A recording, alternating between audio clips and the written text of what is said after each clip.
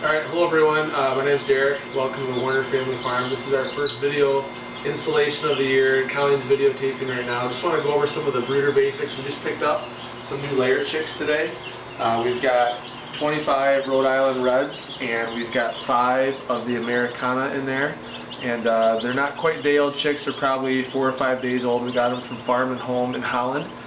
And I'm just going to kind of go over the basic brooder setup and talk to you about that. I think there's a lot of confusion out there about what a brooder has to be. In fact, we were in line with somebody who was purchasing a stock tank today for a brooder, and that's fine if you have a use for a stock tank after your brooder's done.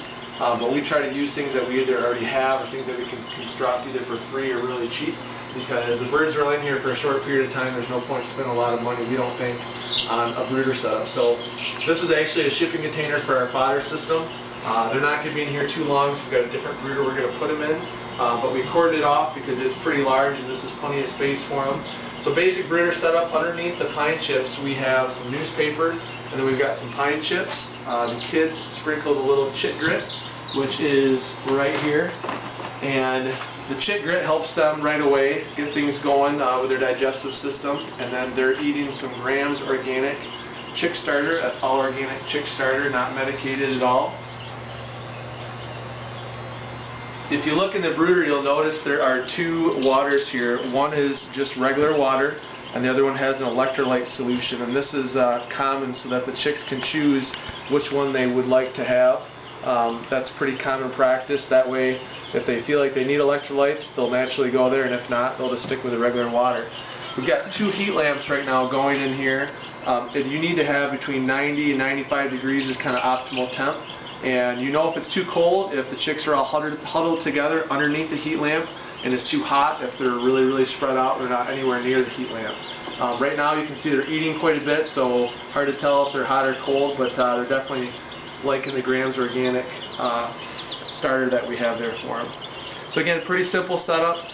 Didn't cost us anything as far as the box and the brooder and everything itself. The other one that we have too in the back is also an older shipping container from something else that we bought a number of years ago.